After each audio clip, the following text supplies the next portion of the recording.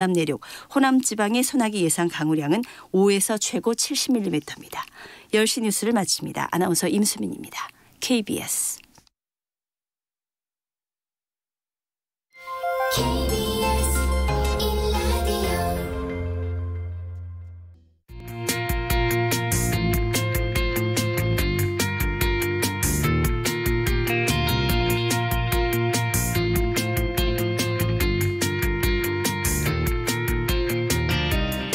정용실의 뉴스 브런치.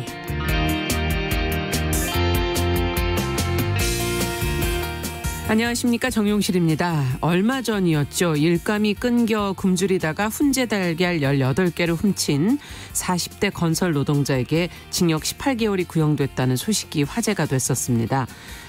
생계형 범죄인데 계란 한 알에 한 달 꼴로 무거운 형량이 구형됐다는 점도 안타깝지만 무엇보다 세계 최대 아동 성착취물 사이트를 운영한 손정우와 형량이 같다는 사실에 이 네티즌들의 비판이 쏟아졌는데요.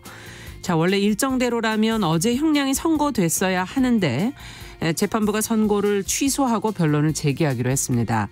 형량이 지나치게 많이 구형된 건 아닌지 살펴보기 위해서 이런 결정을 한 것으로 해석이 되고 있는데요. 자, 과연 당초 구형된 것보다 너그러운 형량이 나올지 많은 분들이 관심을 갖고 지켜볼 것 같습니다. 자, 표면에 드러난 사실만을 보고 법을 수학공식처럼 이렇게 풀게 되면 당연히 징역 18개월형일 수도 있겠지만 사람을 보고 그 맥락을 좀 잘 고려해서 푼다면 다른 결과가 나올 여지가 있겠죠. 자, 이 얘기를 왜 드리냐면 오늘이 제헌절입니다. 헌법에 명시된 우리 국민의 권리 중에 행복 추구권이라는 게 있지 않습니까? 죄를 지었으면 대가를 치르는 게 당연하지만 한편으로는 한 끼 식사가 절실한 국민 한 사람 한 사람이 올바른 방식으로 행복을 또 추구할 수 있게 이끌어주는 것도 법을 집행하는 사람들의 일이 아닐까요? 자, 7월 17일 금요일 정용실의 뉴스 브런치 시작합니다.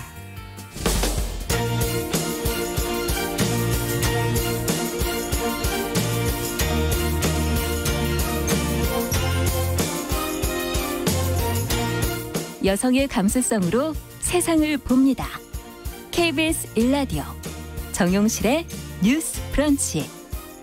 여러분의 의견을 기다립니다. 문자는 샵 9730으로 보내주세요. 짧은 문자 50원, 긴 문자 100원이 부과됩니다. KBS 모바일 콩, 유튜브를 통해서도 무료로 참여하실 수 있습니다.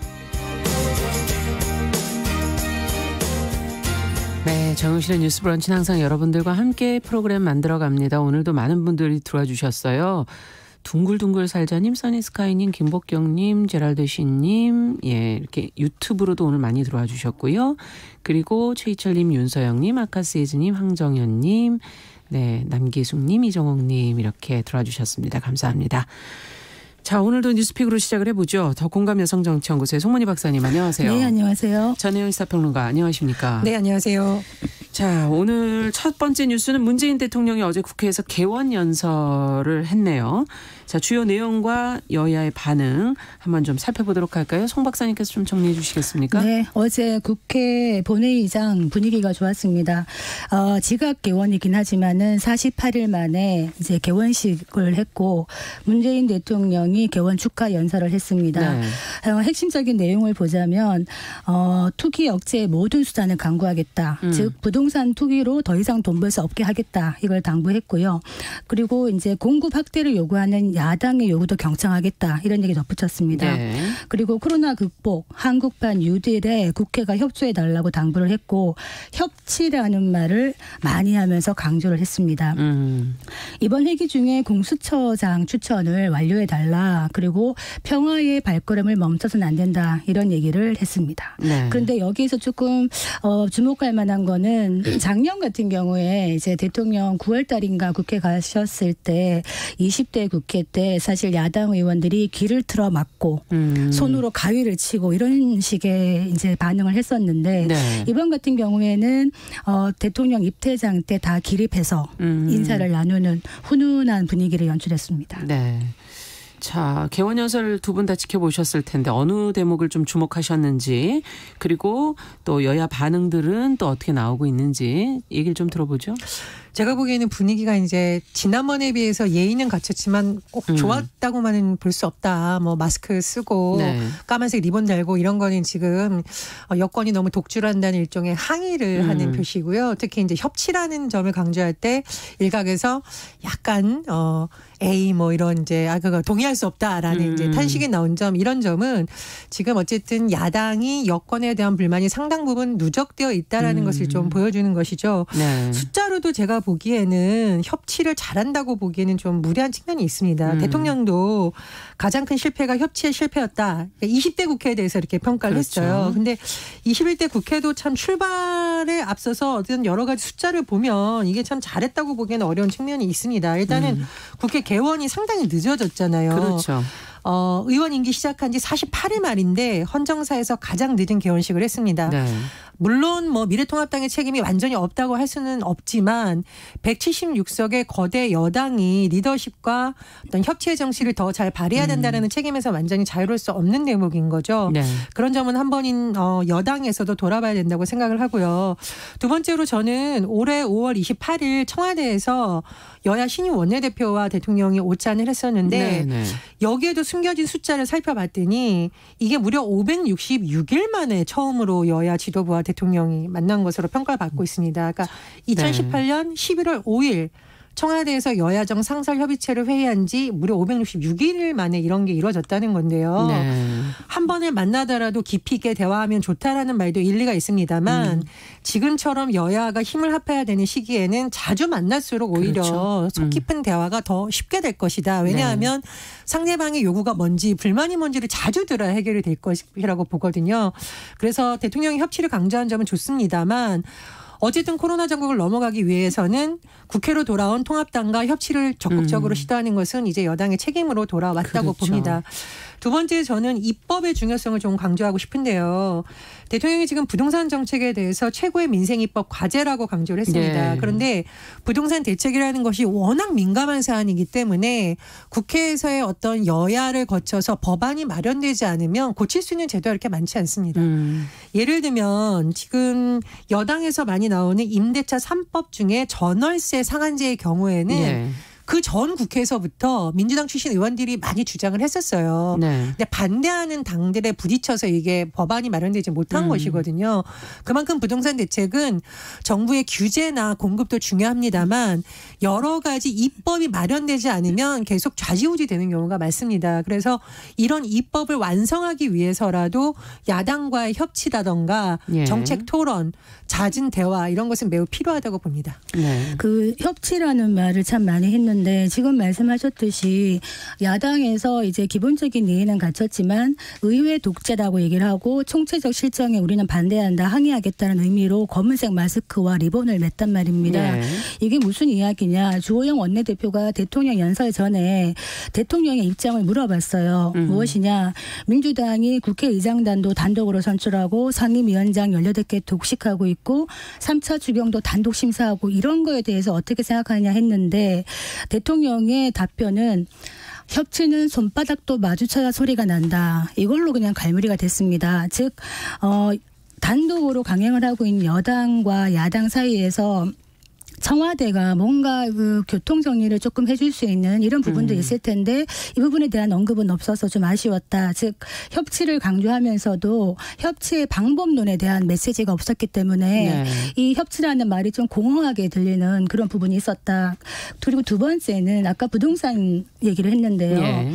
이 지금 부동산 투기 억제의 모든 수단을 강구하겠다 이런 얘기를 하고 있는데 청와대 참모들조차도 다주택을 팔고 있지 않는 이런 현상에서 다주택자에 대해서 보유 부담을 늘리고 하는 거로 잡을 수 있다고 얘기하는 것에 대해서 국민들이 어느 만큼 신뢰성을 가질 수 있을까. 그리고 지금 부동산 집값이 상승하고 전세값도 상승하고 있는 이런 어떤 부동산 시장의 불안정성이 단지 투기의 문제 때문에만 이렇게 되는 것인가. 그동안 22차례에 걸친 부동산 정책을 돌아볼 부분은 없는가. 이 부분에 대한 또 의문을 금융적인 문제도 있겠죠. 제기하고 싶고요. 그리고 협치가 손바닥에 마주쳐야 됩니다만 이 협치의 첫 단추를 누가 지금 잘못 깨고 있는가에 대해서 조금 생각을 해봐야 될 부분이고 북한 문제에 있어가지고 평화의 발걸음을 멈춰서는 안 된다 이런 얘기를 하고 있는데 그런 얘기하잖아요. 우리가 지금 누구 보고 얘기하고 있니? 이런 얘기하는 게 이 얘기는 사실은 여야에게 할 수도 있지만 사실은 평화의 발걸음에 대한 문재인 대통령과 문재인 정부의 노력을 멈추고 있는 건 북한이거든요. 그렇기 때문에 뭐 야당이 방해를 해서 지금 안 되고 있는 이런 부분은 아니기 때문에 문 대통령 임기 중에 남북 정상회담을 3번이나 했는데 성과가 무엇이냐고 물었을 때 답을 해야 된다. 이런 부분 지적하고 싶습니다. 네. 저는 부동산 문제에 대해서는 좀 한 가지 의견을 덧붙이고 싶은데요. 여당이 주요 책임을 져야 되는 건 맞죠. 예. 그런데 통합당이 뭐 원외에 있을 때는 그렇습니다만 이제 원내로 들어왔잖아요. 네. 그러면은 당에서도 어떤 법안에 대한 입장을 좀 정리를 해야 된다고 봅니다. 예를 들면 통합당이 지금 청와대 고위 관계자들의 다주택 문제에 대해서 막 비판하는 목소리가 나오고 있는데요. 제가 이제 누누이 말씀을 드리듯이 그래서 다주택자가 문제라는 겁니까? 아니라는 겁니까? 만약에 고위 공직자가 다주택자인 게 문제다라고 하면 통합당도 그럼 우리 당도 모든 의원들이 이런 문제를 푸는데 앞장서겠다. 우리부터 안 하겠다. 이렇게 하든가 아니면 다주택자인 건 문제가 없다. 그것은 사유재산을 인정하는 것이다. 그러려면은 그런 문제를 또 비판해서는 안 되는 거예요. 그러니까 청와대를 비판할 때의 목소리와 본인들이 하는 주장과 상충되는 측면이 있다라는 거죠. 그럼 네. 앞으로 어떤 당 차원에서 부동산 입법에 대한 토론을 하려면 이 문제에 대해서 각각 목소리를 낼 것이 아니라 어떤 것이 통합당이 추구하는 법안인지에 대한 정리가 돼야 된다. 저는 이렇게 생각을 하고요. 네. 두 번째로 통합당이 조금 뭐 제가 여당이 더 큰 책임이 있다라고 얘기는 했습니다만 통합당 같은 경우에도 48일 동안 국회를 비워놓은 것이 그렇게 잘한 것은 아닙니다. 네. 그래서 그동안의 부분에 대해서의 어떤 오류는 인정하고 앞으로는 어쨌든 국회에 돌아왔으니까요. 지금부터는 국회를 파행시키는 모습보다는 치열한 입법 토론으로 좀 대안을 낸다면 더 좋지 않을까 그런 생각입니다. 네. 사실 뭐 그린벨트 문제라든지 여러 가지 주택 공급에 관련된 문제들도 논의할 것들이 많기 때문에 국회가 좀 역할을 제대로 좀 해줬으면 좋겠다는 생각이 드네요. 자, 두 번째 뉴스로는 친형 강제 입원과 관련해서 허위사실 공표 혐의를 받으면서 이 당선 무효 위기에 놓여 있었던 이재명 경기지사 어제 오후 2시에 이제 결과가 발표된다 그래서 많은 이재명 경기지사를 비롯해서 언론들도 관심을 많이 가졌었는데 언론들이 기사 회생했다 이렇게 지금 표현들을 많이 썼어요. 재판 과정은 어떻게 됐고 판결 내용이 정확하게 어떻게 나온 것인지 그리고 또 왜 이 재판에 이렇게들 많은 분들이 관심을 가지시는 건지 좀 내용을 살펴보죠. 전혜연 평론가께서 좀 정리해 주시겠어요? 저도 사실 2시부터 어제 계속 뉴스를 봤었고요. 국회에서도 국회 개원식 중에 민주당이라든가 통합당 많은 의원들이 휴대전화를 살짝 꺼내서 이 재판 소식을 보는 모습이 또 언론에 포착돼서 맞습니다. 사진이 나기도 했죠. 왜 이렇게 관심이 높을까요? 두 가지 측면이 있겠죠. 첫 번째로는 이재명 경기도지사가 지금 여권의 주요 대선 주자로 어쨌든 많이 불리고 있습니다. 지금 여권이 여러 가지 뭐 사건 사고로 인해서 대권 주자로 분류됐던 인물들이 참 난처한 상황에 처해 있는데 이런 상황에서 잠재적 후보군에 들어가는 이재명 경기도지사가 계속 지사직을 수행하면서 정치적으로 계속 갈 수 있을까가 이번 판결에 달려있기 때문입니다. 첫 번째로는 정치적으로는 이런 의미가 있을 거고요. 두 번째로는 이재명 경기도지사가 대법원까지 가게 된 이 재판의 핵심 쟁점이 공직선거법 위반에 관한 부분입니다. 그런데 이제 허위사실 공표 혐의가 적용됐었는데요. 이게 그 지방선거 과정에서 TV 토론회에서 나왔던 발언이 문제가 됐던 겁니다. 그런데 이런 경우 같은 경우에는 앞으로 국회의원이라든가 어떤 선출직에 나가는 공직자들이 TV 토론에 출연했을 때 동일한 잣대가 적용될 수가 있는 거죠. 책임 있게 발언을 하셔야 되는 거네요. 네, 맞습니다. 책임 있게 발언을 해야 되는데 어디까지가 과연 유죄가 적용되느냐의 하나의 기준일 수 있기 때문에 또 법적으로도 많은 관심을 모았던 부분입니다. 그래서 뭐 기사회생이라는 표현이 나온 것은 쉽게 말하면 1심에서는 무죄가 나왔었는데 2심의 경우에는 유죄가 나왔던 부분이 있었습니다. 여러 가지 혐의가 있는데요.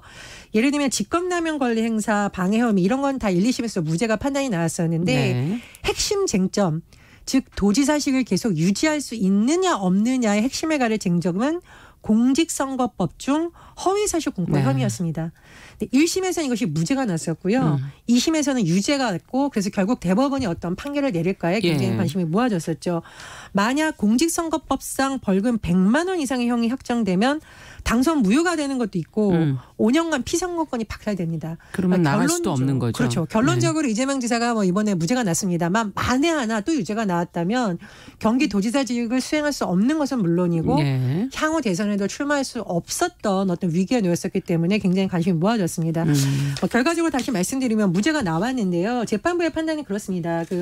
2018년 지방선거 당시 TV 토론회에서 상대 후보가 이재명 당시 후보에게 형님을 정신병원에 입원시키려고 했죠라는 질문에 대한 답변을 어디까지 봐야 되니거든요. 근데 당시 이재명 후보는 그런 일 없습니다라고 답했어요. 네. 이것이 허위사실 공표로 봐야 되느냐인데 대법관들이 여러 가지 의견을 냈었는데요. 대법원의 경우에는 어쨌든 이재명 지사 쪽의 주장에 힘을 실어준 것입니다. 그러니까 이 제한된 시간에 왜 굉장히 치열하게 공방이 오고 가잖아요. 그렇죠. 그럼 당시에 한 답변이 엄격하게 법적 책임을 볼 수 있는 부분이라도 없고 치열하게 공방이 벌어졌고요. 그럼에도 불구하고 이것이 적극적으로 허위 사실을 말한 것이 아니라 예를 들면 방어적으로 한 면이라든가 또는 뭐 표현의 자유 또 긴박한 상황에서 서로 답변이 오가는 상황 등을 총체적으로 판단해서 대법원에서는 이번에 무죄 판결을 내렸습니다. 네. 자, 가장 궁금한 그러면 이 지사의 향후 정치 행보는 어떻게 될 것인가? 지금 많은 분들이 뭐 댓글로도 올리고 계세요. 이젠 좀 활발해지지 않겠는가? 어떻게 보십니까, 두 분은? 날개를 달았다. 앞으로 대선으로 뛰어드는 날개를 달았다. 이재명 지사 본인은 참 멘트를 참 정치인으로서 메시지를 굉장히 강렬하게 단순 명료하게 잘 내는 사람 중에 하나라고 봐요. 네. 이번에 어떤 얘기를 하냐면 앞으로 어떤 역할을 할지는 국민께서 정하실 것. 딱 이렇게 얘기를 하고 있는 것이 나는 국민과 함께 간다라는 메시지거든요. 네. 그래서 정치인 이재명 지사에 대해서는 호불호가 많이 갈립니다. 특히 친문이라고 하는 세력 중에서도 사실 지난 대선 후보 경선 과정에서 이 지사가 문재인 대통령에 대한 공격을 좀 많이 했던 부분에 대해서 아직까지 좀 앙금이 남아있는 부분이 있고 감히 우리 주군에게 저런 식의 반응을 했다 이런 약간 괘씸죄도 좀 있었어요. 네. 근데 지금 이번에 같은 경우에 타이밍상으로 유력한 대선 후보였던 여당의 대선 후보였던 안희정, 뭐 김경수 지사는 물론 지금 재판 중입니다만 박원순 고 박원순까지 다 지금 링 밖으로 나가 떨어지는 이런 상황에서 여권의 장수가 사실 이낙연 독주 체제로 지금 가고 있는 이런 상황이었거든요. 그런데 다시 살아 돌아온 이재명 다시 보게 되는 겁니다. 아, 과거는 묻자. 과거는 묻고 우리 전열을 장비해서 한번 나가보자 이런 분위기가 민주당에서도 일으키고 있어요. 지금 장수 하나하나가 매우 귀하다. 그래서 이재명 지사의 몸값이 많이 올라갈 것이다 이런 생각이 들고 이재명 지사는 어떤 부분이 있냐면은요. 그 국민들의 마음을 금방 읽어내요. 보면 이번 코로나 사태 때도 대응하는 방식이라든가 또 재난지원금 이런 것들을 경기도에서 굉장히 선제적으로 그리고 뭐 무상 공공산후조리원이라든가 청년수당이라든가 이런 논란이 많은 부분에 대해서 뚫고 들어가는 이런 부분이 있는데 국민들이 이런 부분에 대해서 약간 호감을 느끼기 시작했다. 그래서 지금 앞으로 이낙연 대선의 어떤 단독 레이스가 아니라 조금 더 확실한 견제가 될 수 있는 요지가 되지 않을까 이런 좀 느낌은 듭니다. 어떻게 보십니까? 일단 이번 법적 판단에 대해서 조금 더 설명을 붙여드리자면 이것이 이제 TV 토론에서 정치적 표현의 자유에 더 무게를 두느냐 아니면 유권자 선택에 혼란을 준 허위사실 유포인지에 대해서 정치적 표현의 자유에 더 무게를 둔 것으로 지금 많이 해석이 나오고 있어요. 근데 문제는 뭐냐면 우리나라 선거법 자체가 굉장히 추상적이다. 그래서 이것을 상대방 후보들이 고소고발을 남발했을 경우에 검찰이 보고 판단할 여지가 너무 높다라는 것이죠. 코에 골면 코골이 뭐 그렇습니다. 그렇군요. 그래서 이제 이 선거법 부분에 대해서는 좀 논의가 돼야 된다는 의견이 많기 때문에 저도 뭐 다시 한번 좀 말씀을 드리고요. 대선을 그런 부분이 앞두고 미리 좀 약간 개선이 될 필요도 있겠네요. 그렇습니다. 지금 TV 토론 끝나고 나면 선거 캠프끼리 고소고발이 지금 남발하고 있는 상황이에요. 그러다 보면은 이게 뭐 대법원까지 가는 기간에 굉장히 많은 사람들이 또 재판에 출석을 해야 되고 여러 가지 문제가 생기는데 법적 좀 정비가 필요하다 이런 말씀을 드리고 싶고요. 저는 이재명 경기도지사에 대해서 굳이 뭐 별명을 붙이자면 사이다?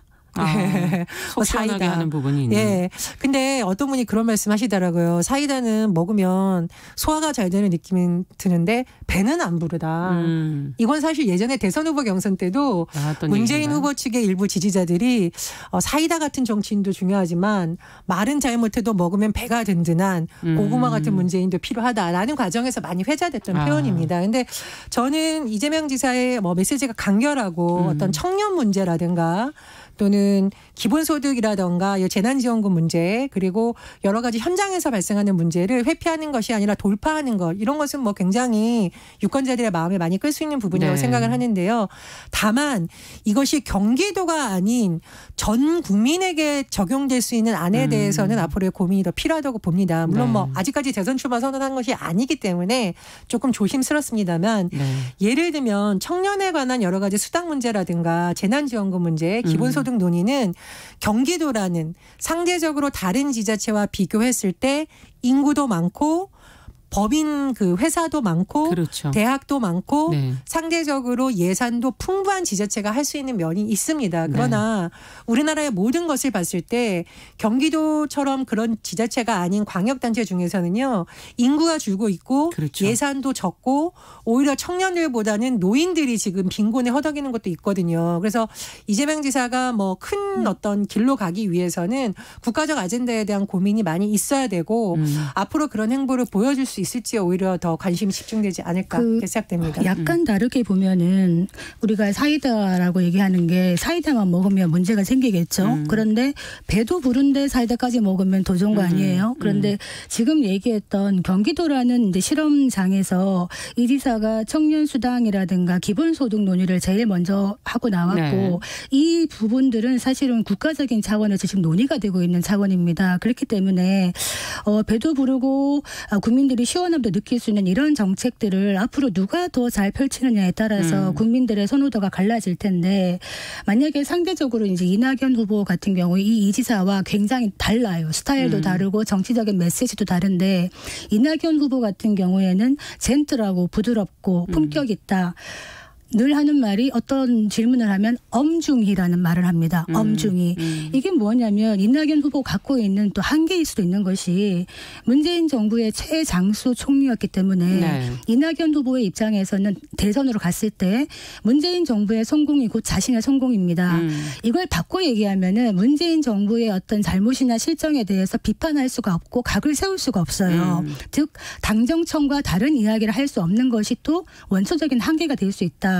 그런데 이재명 후보 같은 경우에는 만약에 후보가 된다면 이 부분에서는 조금 더 자유롭게 정부와도 각을 세우면서 자기의 이야기를 할 수 있는 부분이 있다. 그래서 이 부분은 아마 이점으로 작용되지 않겠나 싶고요. 아까 덧붙여서 아까 공표 지금 이번에 문제가 됐던 게 공표 부분 아닙니까?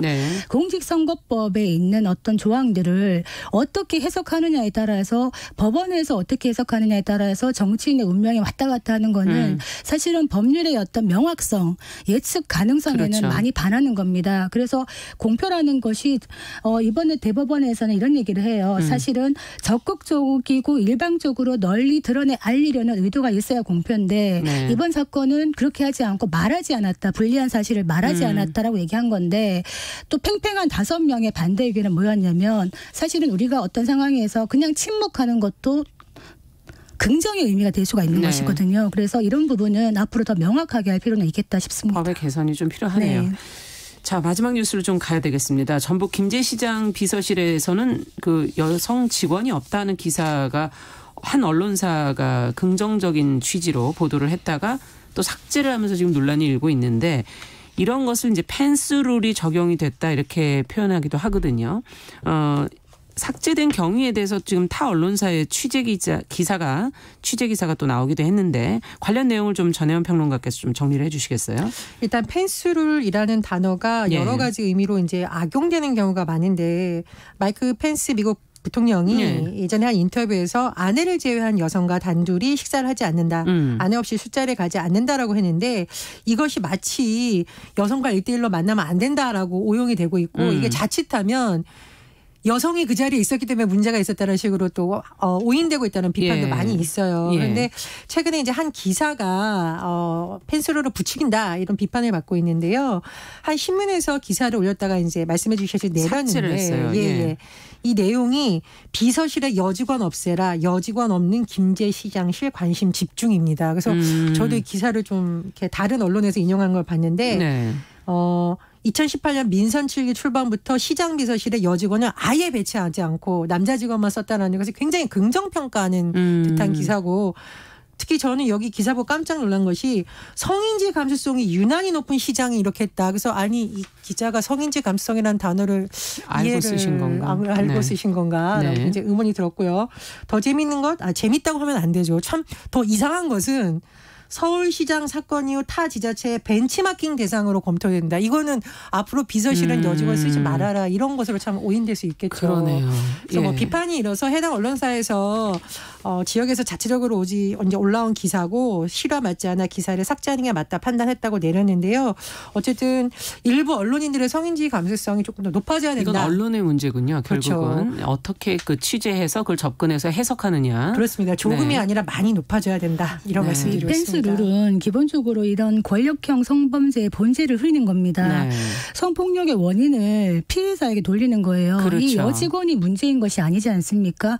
여직원을 동료로 보는 것이 아니에요. 그래서 예. 젊고 예쁜 여비서가 있었기 때문에라는 질문을 다는 것이라 이런 논의는 또 다른 여성에 대한 차별이고 배제다. 그래서 요새 뭐 여자들 무섭다 이러면서 우리가 원천적으로 배제하자. 회식도 우리끼리 하자. 그리고 지금 말하는 이 김제 이 경우에는 그 기사에 의하면은 성인지 감수성이 유난히 높아서 여직원이 혼자 시장실에 결제를 받으러 오는 것도 엄격히 규제하고 있다. 네. 그럼 이해를 어떻게 하는 겁니까? 그래서 그러면 결제 안 받아도 됩니까? 그러니까 이런 부분은 사실은 예. 남자 여자의 문제가 아니라 어떤 성을 뽑아놓고 역할을 어떻게 주느냐의 문제인 것이거든요. 그렇죠. 젊은 여비서가 할 수 있는 일을 남자 비서도 할 수 있는 겁니다. 그럼요. 젊은 남자 비서도요. 네. 그래서 아마 펜스 룰이 여성의 어떤 미투나 이런 목소리를 배제하는 걸로 가는 거는 우려가 된다. 이런 문제 말씀드리겠습니다. 해결이 아니죠. 근본적으로. 예, 지금 8186님도 여성 남성 따진다는 게 참 마음 아픈 현실입니다. 이렇게 적어주셨네요. 자, 뉴스픽 오늘 여기까지 듣겠습니다. 전혜연 평론가, 더공감 여성정치연구소 송문희 박사 두 분 수고하셨습니다. 감사합니다. 자, 정용실의 뉴스 브런치 듣고 계신 지금 시각 10시 32분 향해 가고 있고요. 라디오 정보센터 뉴스 듣고 오겠습니다.